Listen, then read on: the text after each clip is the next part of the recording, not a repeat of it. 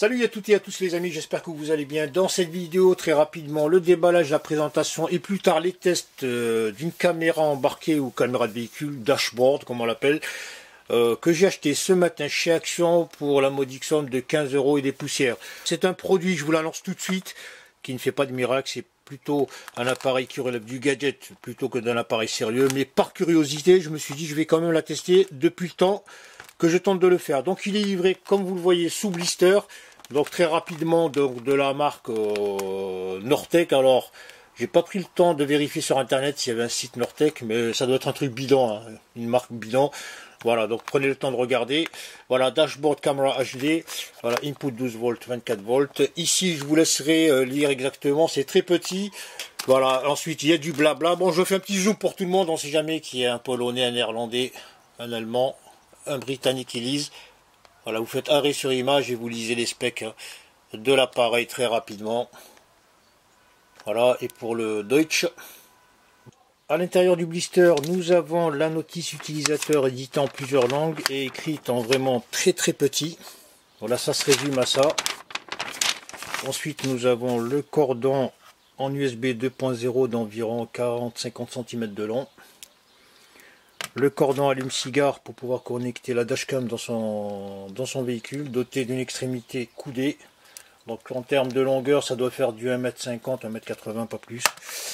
Ensuite, on a le support doté d'une ventouse de 50 mm de diamètre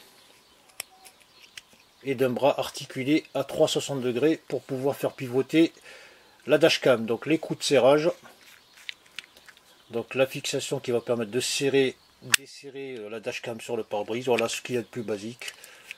Et bien sûr la dashcam, donc qui est relativement légère et compacte. Donc en termes de finition du produit et des accessoires, on est sur une qualité correcte sans plus. Voilà, il ne faut pas s'attendre à quelque chose qui respire la qualité. C'est vraiment rapporté au prix très correct tout simplement. Voilà, alors pour commencer, la dashcam, donc Full HD Car Digital Video Recorder en 1080p résolution maxi. Donc je vous montre l'appareil rapidement. Donc on a la petite veilleuse ici. Donc au niveau de la connectique, ici les deux boutons latéraux. Donc le bouton Power On-Off. Le slot pour intégrer une carte SD. Donc le maximum supporté, c'est une carte SD de 32 Go. Le bouton menu symbolisé par la lettre M.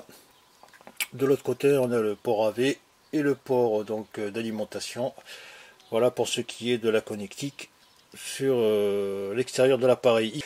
Alors pour commencer, les boutons, ici le bouton OK, c'est pour activer l'enregistrement ou la prise de photo tout simplement. Les flèches directionnelles pour se déplacer dans le menu. Le bouton pour consulter, alors c'est un triangle à l'intérieur duquel il y a quelque chose, je ne vois pas bien. C'est tout simplement pour consulter les fichiers directement sur l'écran. Alors à ce propos, les fichiers enregistrés ne sont pas supprimables directement à partir de l'appareil. Il faut impérativement le connecter à un PC par exemple pour le faire. Et bien sûr le bouton mode parking qui va permettre en stationnement donc d'activer l'appareil, donc de permettre à l'appareil de s'activer automatiquement lorsqu'il détecte des mouvements. Voilà, quoi qu'il en soit, il faut garder en tête que cet appareil, il embarque une batterie de 180 mAh. Autant vous dire qu'elle est ridiculement petite et se décharge très vite. Je l'ai testé, donc il faut impérativement toujours la connecter à l'allume-cigare ou à un powerbank si on en a un. Voilà, en termes de finition, donc je vais revenir dessus.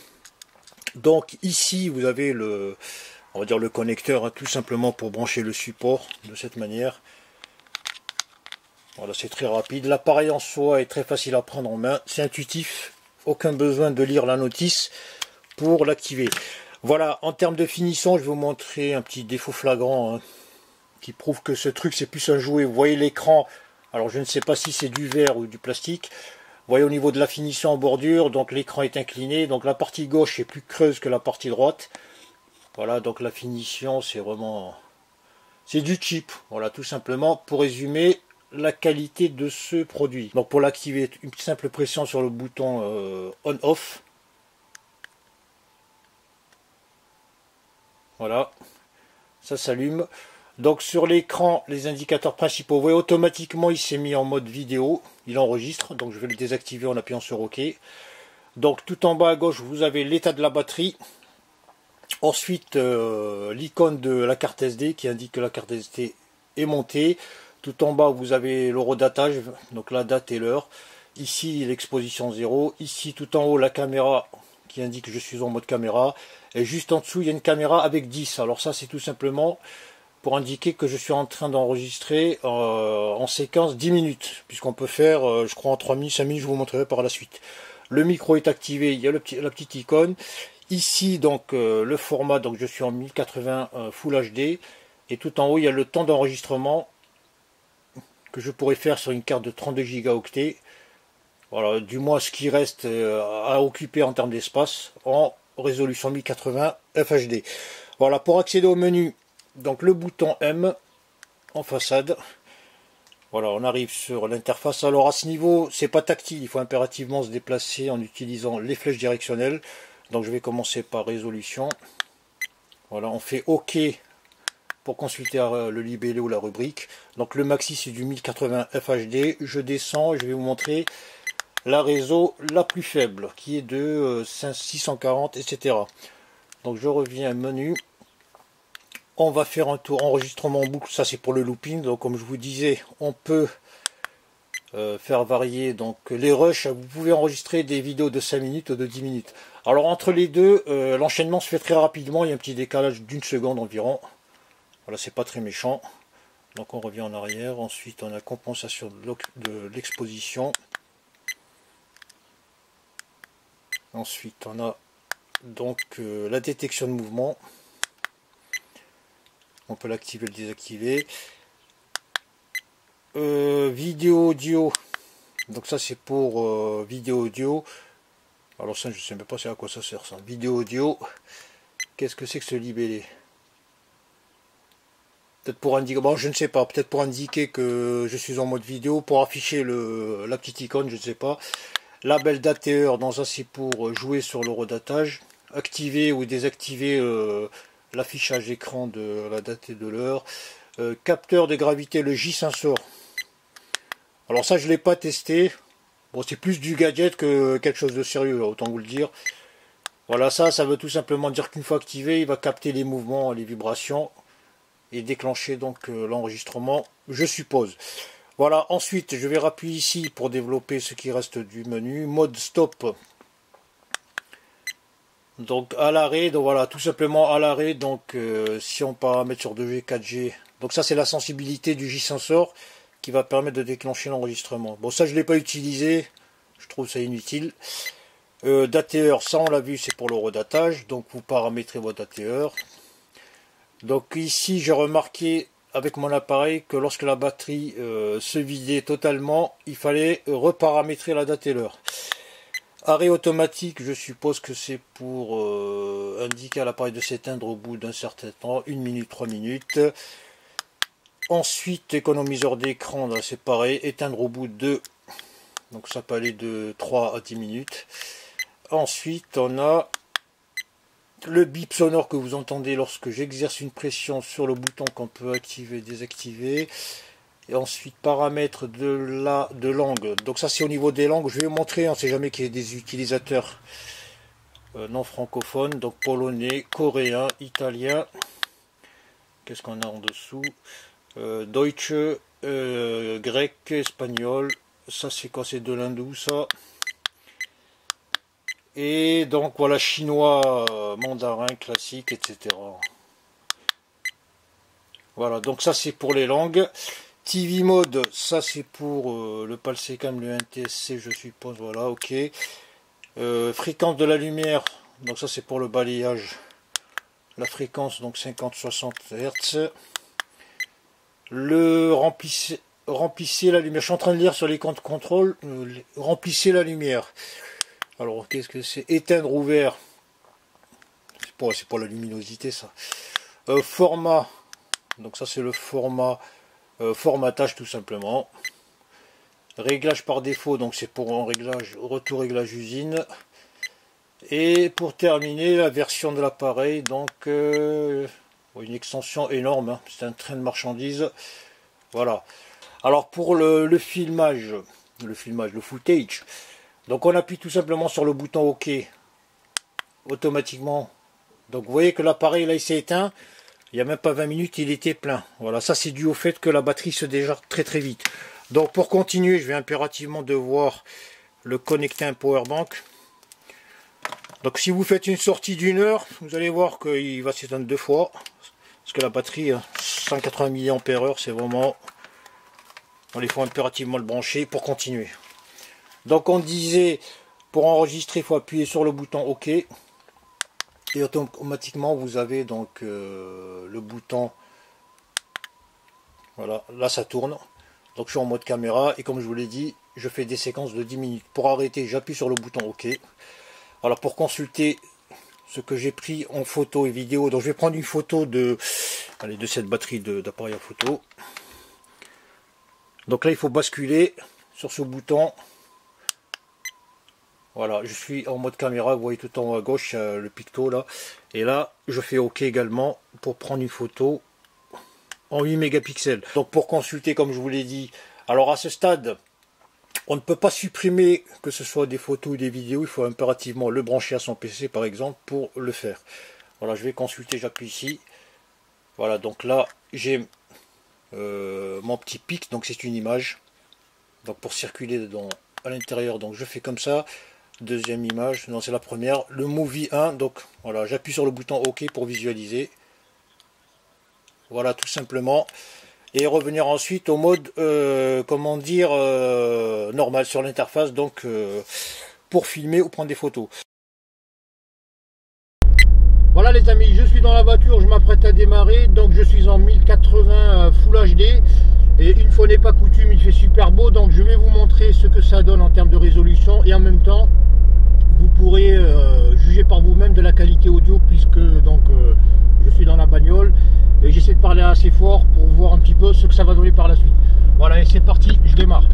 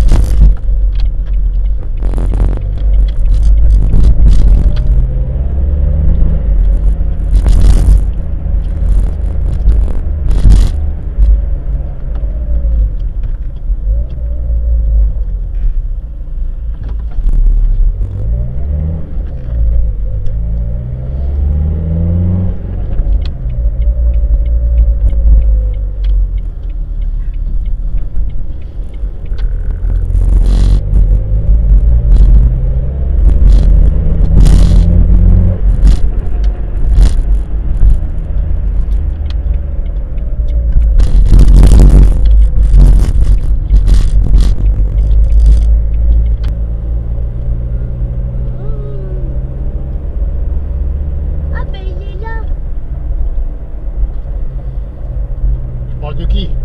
Mais de lui là, il est là. Pourquoi il est parti dans le bâtiment?